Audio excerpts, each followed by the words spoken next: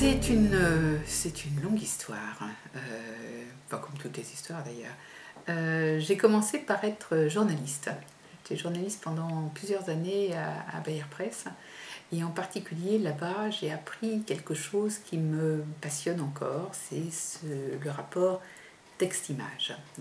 Je pense que c'est pour ça que j'ai fait tant d'albums pour les enfants. Je trouve que c'est fascinant de concevoir des livres qui ont à la fois du texte et de l'illustration, et de les concevoir ensemble, que le texte ne soit jamais redondant avec l'illustration. Et voilà, c'est ça peut-être qui m'a le plus intéressée dans ce long passage à Bayard Presse. Et puis un jour, j'ai décidé de passer de l'autre côté, donc c'est côté édition. Et j'ai toujours été attirée par l'art, on en reparlera. Et je suis allée proposer mes services à Anne de Margerie, qui était directrice de la Réunion des musées nationaux. Et à l'époque, une exposition Toulouse-Lautrec se préparait. Et je lui ai proposé un projet. Alors, c'était pas ce qui avait été plus facile, quand même, parler de Toulouse-Lautrec à des enfants. Enfin, Toulouse-Lautrec, c'est quand même un peintre un petit peu sulfureux, qui aimait beaucoup vivre dans des maisons closes, qui était tout à fait contrefait. Et j'ai imaginé un abécédaire, en fait, qui faisait le tour d'une espèce de livre cadéidoscope autour de Toulouse-Lautrec. C'était un livre, c'était pas une collection. Puis ce livre a très bien marché. Il a très bien marché aussi parce qu'il était dans le cadre d'une exposition, il faut bien le reconnaître. 6000 exemplaires se sont vendus là en quelques jours. Il a été réimprimé et du coup, ça a été le point de départ d'une véritable collection qui s'est appelée l'enfance de l'art. Voilà comment j'ai commencé en littérature jeunesse par des ouvrages documentaire, mais en fait c'est un terme que j'aime pas tellement, le terme documentaire, c'est parce que j'ai l'impression que j'ai toujours fait des documentaires avec un supplément d'âme, avec quelque chose d'un peu particulier, peut-être de l'ordre de la petite musique. Et voilà.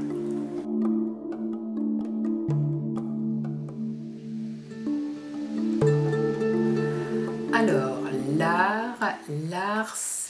pour moi c'est pas un luxe, c'est une nécessité, c'est une aide à vivre, c'est un rempart contre la mort, c'est essentiel.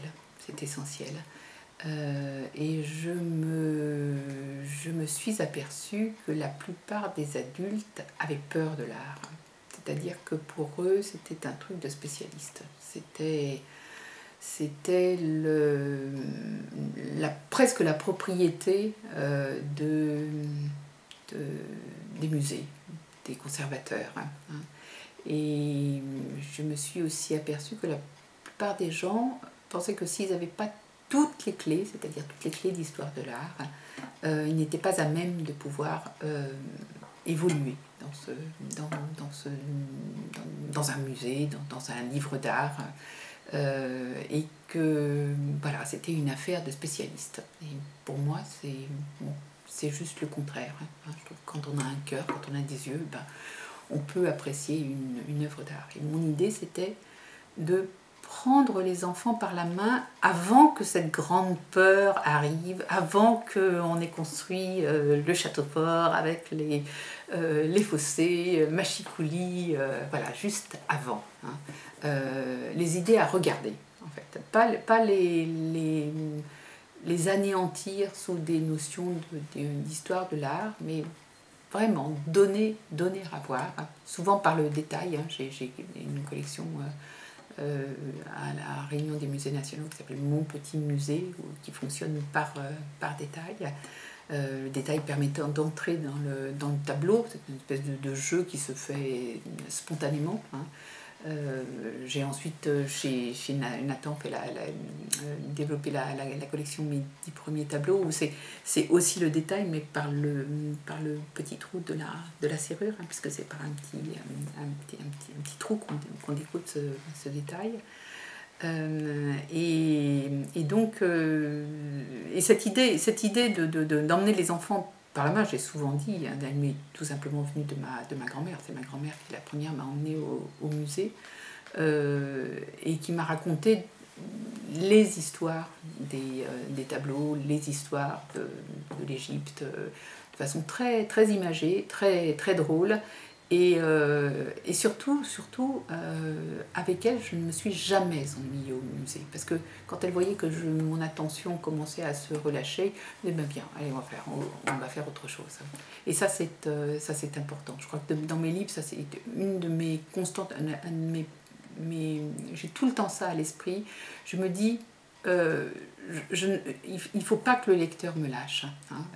Donc je vais déployer tous les moyens que j'ai à ma disposition pour soutenir son attention. Et puis, il y a autre chose qui a été déterminant aussi, si je me replonge aux origines.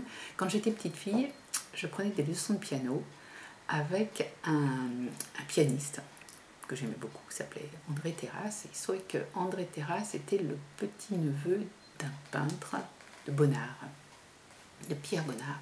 Et dans cet appartement de la rue du Maine, il y avait des tableaux de Bonnard partout, partout, partout. Et je me souviens de ce bonheur incroyable que j'avais à beaucoup écouter mon professeur de piano qui adorait jouer, je pense qu'il jouait plus que je jouais, et à regarder ces tableaux qui auraient dû être dans des musées. Ce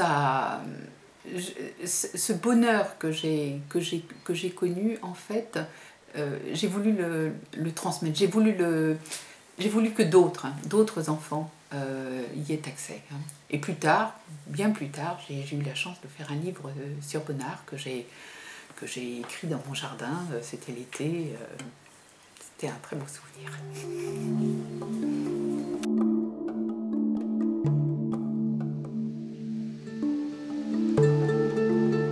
Alors, le journal d'Adeline, j'avais déjà publié pas mal de livres, une soixantaine, je crois, peut-être un peu plus, dont pas mal de livres documentaires sur des peintres et des sculpteurs.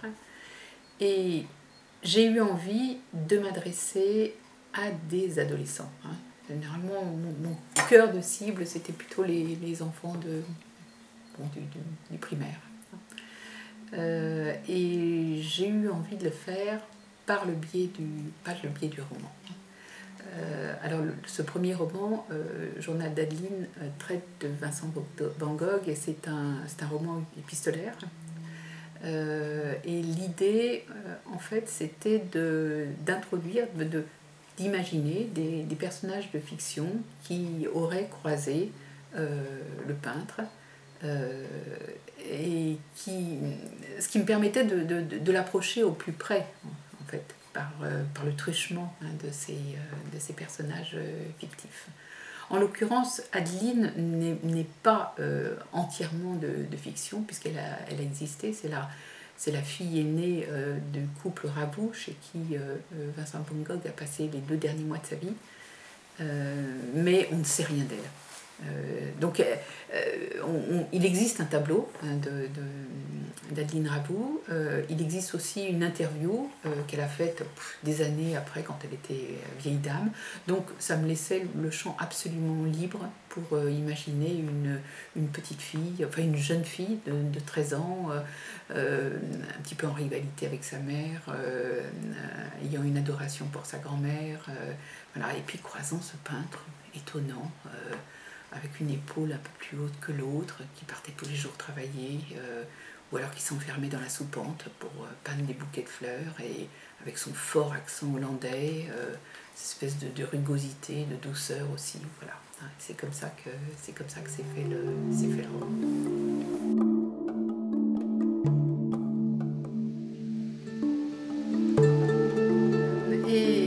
qui est amusant, c'est que, alors que bon,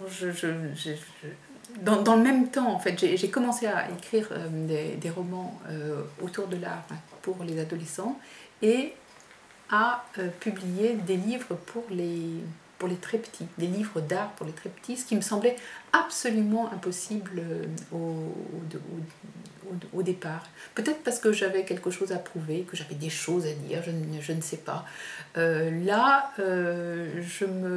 Peut-être aussi que ça a correspondu au moment où j'ai eu des petits-enfants, mais j'ai vraiment eu envie de m'adresser aux petits de 2-3 ans, et c'est comme ça que sont nés mes 10 premiers tableaux, 10 tableaux et un ballon rouge, et 10 tableaux et des animaux qui va sortir dans quelques jours.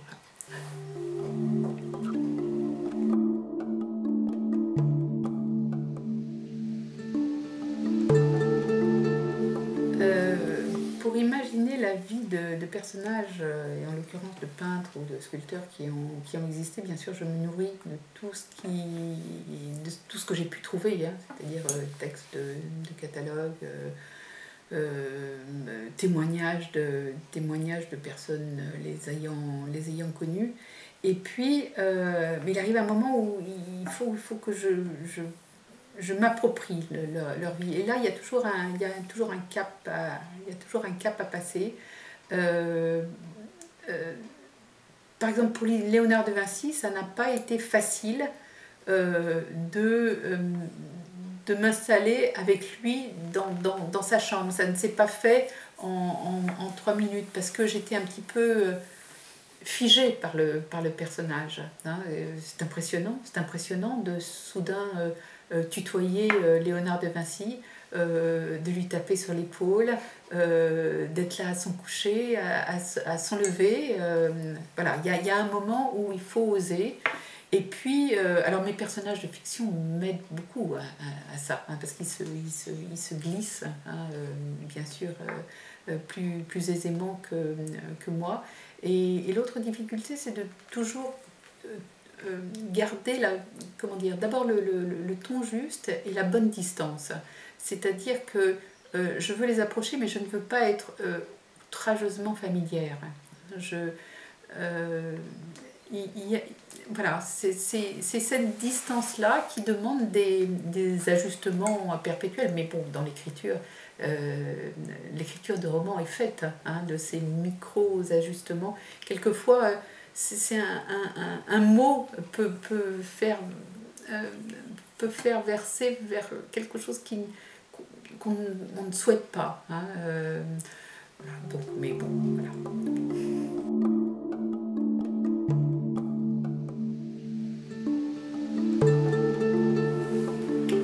Quelle œuvre d'art m'a le plus marqué dans ma vie? C'est assez difficile à répondre parce qu'il y en a beaucoup. J'ai des goûts assez éclectiques et surtout j'ai un profond respect pour la création. C'est-à-dire il est très rare que je dise qu'un peintre est nul ou qu'une œuvre est nulle. J'y trouve pratiquement toujours quelque chose. Mais en fait, il y a un tableau qui m'a fait un effet incroyable. C'est un tableau de Cézanne. Ce sont des pommes, une table avec des pommes. Et il se trouve que j'avais écrit un livre sur Cézanne qui était paru. Et je vais au vernissage de l'exposition Cézanne qui a lieu au même moment. Et ce tableau, je l'avais mis dans mon livre. Mais je ne l'avais jamais vu en vrai parce qu'il n'était pas en France. Hein. On ne peut pas voir tous les tableaux. Je ne me souviens plus dans quel pays il était. Et là, soudain, devant ce tableau que j'avais pourtant beaucoup regardé sur une reproduction, il se passe quelque chose. Une espèce d'émotion violente, des pommes, hein. Des pommes, une nappe blanche, des pommes, et soudain c'est le monde que je vois. Il y a quelque chose d'absolument essentiel. C'est pas une nature morte, c'est vraiment une nature bien vivante. C'est la peinture, c'est l'essence de la peinture, c'est le peintre qui est là, hein, derrière derrière ces pommes. Et voilà, c'était une expérience. C'est ce que je dis toujours aux enfants quand je les rencontre dans les écoles. Je leur dis, mais allez voir des œuvres en vrai, allez voir les originaux. Alors, pas nécessairement des... Toute la peinture n'est pas à Paris, hein, parce que c'est souvent ce qu'on me rétorque. Il y a quasiment dans toutes les villes, il y a des œuvres d'art. Il faut aller les voir. Il faut aller les voir parce que une reproduction ne sera jamais autant porteuse d'émotions, hein, que l'original. Jamais.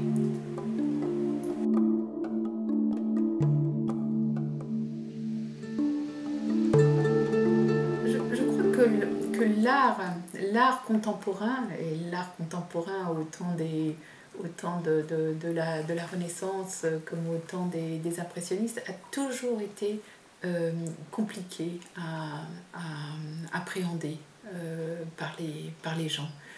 En fait, tout ce qui est nouveau et tout ce qui est nouveau dérange. Actuellement, on a une forme d'art qui est extrêmement éclectique, hein, des installations aux vidéos. On trouve de l'art photographique, on trouve de la photo, on trouve de l'art figuratif, on trouve de l'abstrait. C'est un véritable melting pot. C'est difficile de s'y retrouver. Je crois qu'il faut un petit peu de recul, en fait. En fait, on ne sait pas actuellement ce qui va rester. La politique des musées, c'est d'acheter à tout va et de saupoudrer. Hein.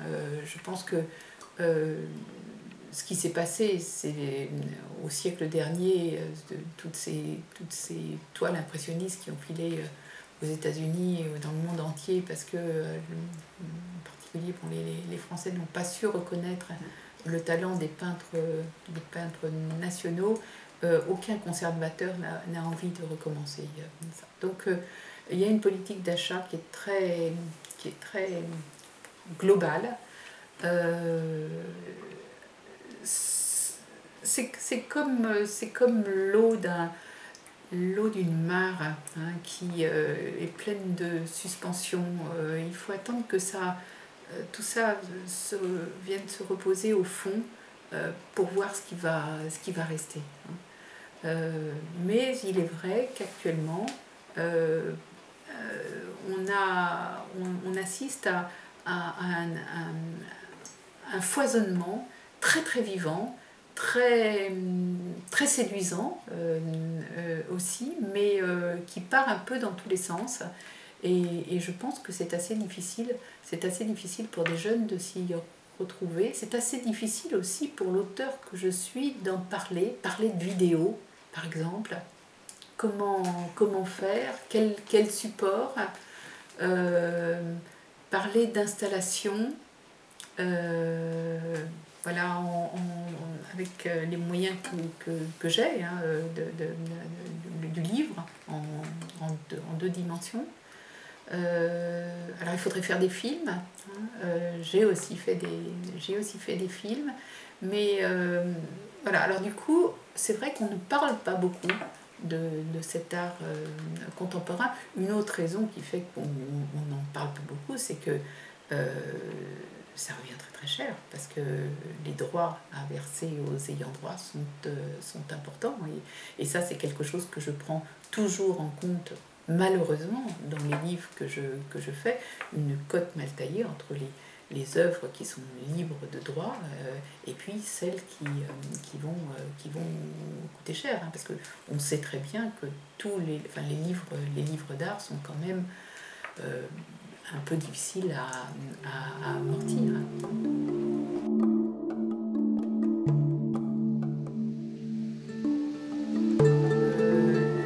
Un artiste, c'est celui qui, jour après jour, s'attelle à son travail. C'est celui qui s'inscrit dans une longévité. Hein. c'est la différence entre l'artiste et par exemple le peintre du dimanche, l'artiste du dimanche, celui qui fait ça pour son plaisir, tous, moi-même je peins, je fais des carnets de voyage, des aquarelles, mais je ne dirais pas que je suis artiste. L'artiste, artiste c'est un métier, et ce métier est un métier, c'est quelque chose qui s'inscrit dans une durée, je crois avant tout.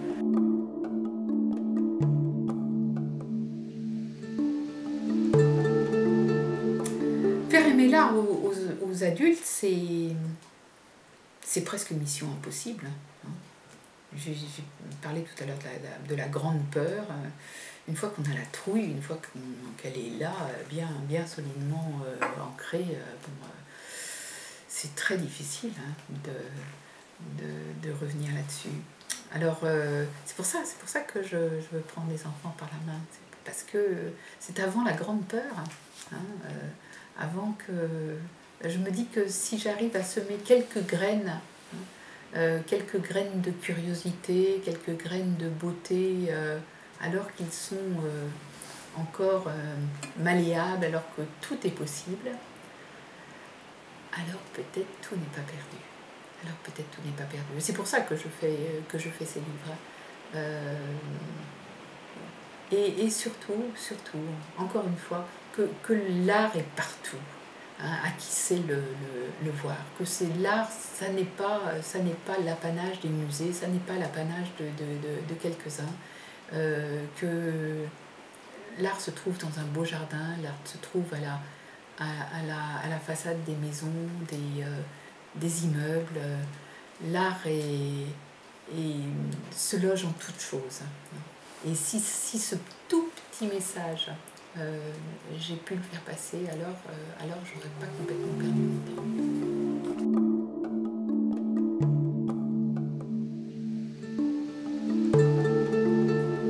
J'ai été longtemps présidente de la Charte des auteurs et illustrateurs pour la jeunesse. Je suis actuellement présidente du Conseil permanent des écrivains qui fédère toutes les associations d'auteurs de France, donc plus de 200 000 auteurs. Pour moi, c'est essentiel. C'est vraiment le corollaire de mon métier. J'insiste sur le mot métier d'écrivain.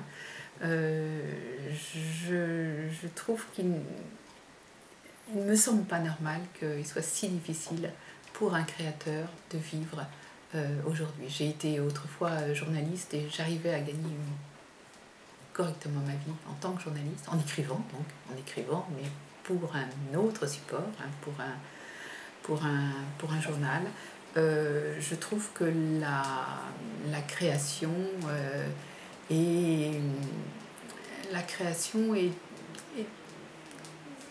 n'est pas très bien lotie dans ce pays, que nous sommes nombreux à l'avoir choisi pour métier, et nous devrions pouvoir en vivre plus dignement et pas être en permanence en train de tendre la main pour rappeler à nos éditeurs qu'il faut nous payer une fois par an. Beaucoup d'éditeurs qui oublient ça. Et puis je me suis aperçue en pratiquant ce métier depuis longtemps que ça devenait de plus en plus technique. Maintenant, être auteur suppose connaître un certain nombre de mécanismes qui ne sont pas évidents. Il faut s'affilier à l'AGESA pour avoir sa sécurité sociale. Il y a des tas de démarches volontaires. Et quand on commence dans ce métier, on ne les connaît pas nécessairement. Et donc, je pense qu'on a besoin d'associations, on a besoin de pairs, on a besoin d'aînés pour vous guider. je crois aussi que la révolution de ces dernières années dans ce domaine de la création littéraire, c'est l'émergence de ces associations d'auteurs. C'est-à-dire que l'auteur n'est plus isolé face à tel ou tel éditeur non vertueux. Il y a beaucoup d'éditeurs vertueux, hein, dans l'ensemble, je n'ai pas de problème avec ceux avec lesquels je publie. Mais malheureusement, il en existe de moins scrupuleux. Et je pense qu'à ce moment-là, il est important d'être, de trouver dans ces associations un soutien, une aide juridique, hein, qui permette de faire face. Un auteur, c'est tout petit, hein, face à un éditeur. Généralement, c'est tout seul, tout nu et tout petit. Hein. Voilà. Et voilà pourquoi je me bats pour, avec d'autres, hein, on est nombreux, pour que l'auteur grandisse, soit respecté et ait le courage de faire face.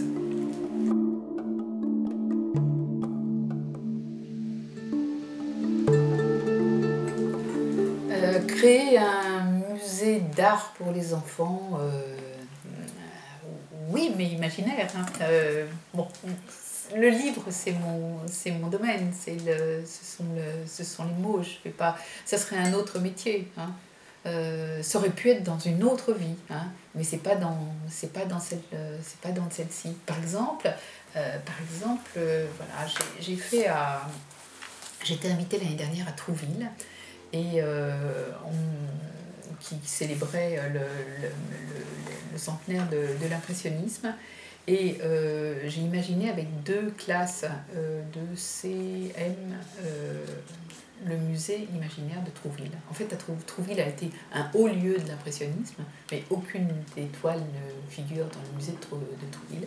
Et nous avons fait donc un lieu le plus beau musée de l'impressionnisme du monde, peut-être, qui se serait trouvé à Trouville avec un certain nombre de toiles de Degas, de Manet, de Monet, tous ceux qui ont peint Renoir, qui ont peint avec bonheur là-bas.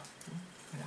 Donc c'est le genre de musée que je sais faire. Ou alors à Douai aussi, j'ai travaillé avec des enfants et nous avons, enfin ça c'est un musée existant, hein, mais nous avons fait un parcours pour une espèce de catalogue pour les jeunes qui a été édité et qui a été entièrement réalisé par les enfants, texte et illustration, et c'est vraiment bien.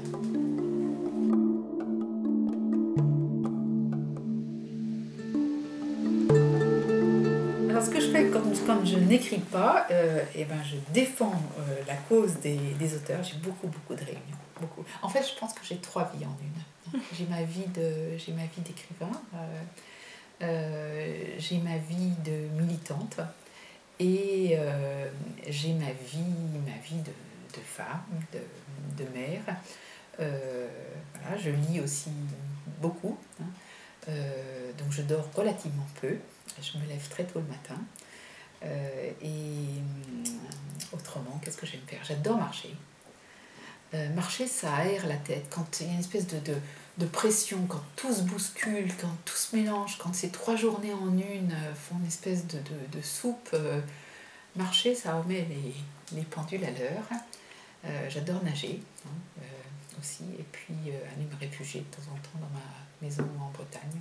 J'adore voyager. Enfin bon, j'aime tellement de choses dans cette vie que de toute façon, elle sera toujours trop petite pour moi, je crois. Et autrement, si j'avais pas écrit, je ne sais pas très bien ce que j'aurais fait. De temps en temps, quand je suis fatiguée, je me dis que j'aurais fait pousser des fleurs. Hein. C'est magnifique de faire pousser des fleurs. C'est très rassurant, en fait, une espèce de cycle qui revient toujours. Alors qu'on n'a pas un métier rassurant, nous. Hein. C'est que chaque fois, il faut remettre l'ouvrage sur le métier. Chaque fois, il faut se remettre en question. Et puis moi, j'aime bien faire des choses qui me mettent en question. J'aime bien les défis, en fait, quel qu'il soit. Donc j'ai tendance, par exemple, mon prochain livre, qui est sur un artiste, sur Gauguin, j'ai décidé de ne pas me couler dans son époque, mais de partir d'adolescent, de faire un roman contemporain sur Gauguin. Ben, c'est pas évident, hein. Je me mets en danger, hein. Ça me donne du mal. Mais voilà, mais à côté de ça, c'est pas très drôle, hein, d'arpenter des sentiers trop battus, hein. C'est mieux de créer à chaque fois son propre chemin, je trouve.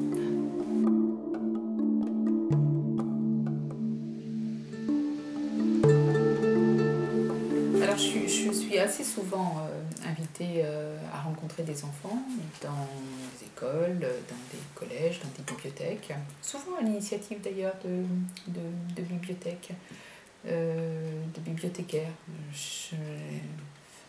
Ça me donne l'occasion de saluer leur travail parce que si notre fonds continue à vivre, c'est bien grâce à elles, hein, parce que bon, les nouveautés sont tellement nombreuses dans les librairies qu'il est rare désormais de trouver des fonds, enfin, à part quelques librairies très, très spécialisées.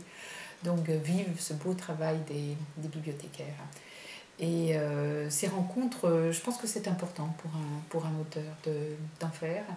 De là à ne faire que ça, bon, il n'y a qu'un pas, et là je suis vraiment contre, mais quelquefois économiquement, des auteurs ne peuvent pas faire autrement, parce que bon, c'est le seul moyen de gagner sa vie. Une rencontre, elle est réussie quand elle a été préparée. Une rencontre pas préparée, c'est la venue d'un auteur, c'est juste la cerise sur un sur le gâteau. Moi je trouve que ça ne rime à rien, hein. Et quand je dis préparer, c'est que les enfants, autant que possible, se soient colletés à l'écrit. Alors, je ne parle pas des tout petits, hein, je ne parle pas des maternelles, là c'est autre chose, et bien sûr tout se passe à l'oral.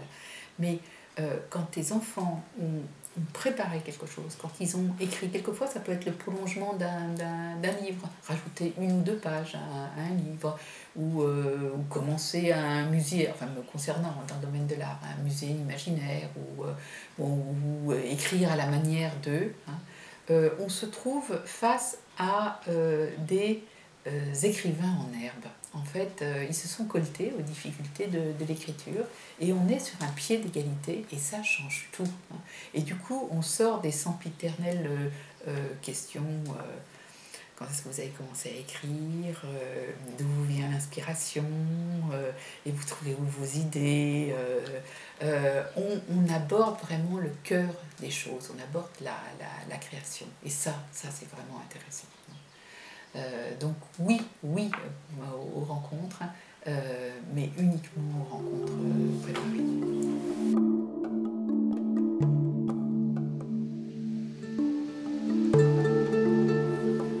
Alors voilà, on est ici chez moi, dans ma cuisine, hein. C'est une cuisine très agréable, qui est complètement ouverte sur l'extérieur. C'est dommage, aujourd'hui il pleut, il y a quand même un petit rayon de soleil. Et voilà, c'est une pièce, la maison est grande, il y a eu beaucoup d'enfants qui y ont vécu, beaucoup d'amis qui ont entré, sorti, etc. Mais c'est vraiment notre pièce à vivre. En été, on ouvre tout et puis on mange dehors. Voilà, et j'aime bien cette idée de... en fait, quand on est auteur, on fait tout en même temps. C'est en vivant, en écrivant. C'est le titre d'un livre d'Annie Dillard. On mélange tout, hein. Et donc souvent je fais une soupe où j'épluche des légumes, où je lance une machine avec le petit moteur en route, hein. Je suis avec mes personnages, mais je continue à vivre. Voilà.